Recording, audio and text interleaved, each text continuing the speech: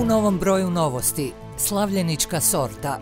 Ako je vjerovati premijeru Plenkoviću, za nama je 10 nevjerojatno uspješnih godina u sastavu Europske unije, no brojni segmenti društva za to su morali platiti popriličnu cijenu prilagodbe.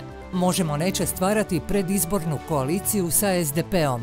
Istraživanja pokazuju da te dvije stranke odvojeno osvajaju 25,3, a zajedno 23,1%. Odlukom da izađe samostalno na izbore, ta je politička stranka preuzela nemali rizik.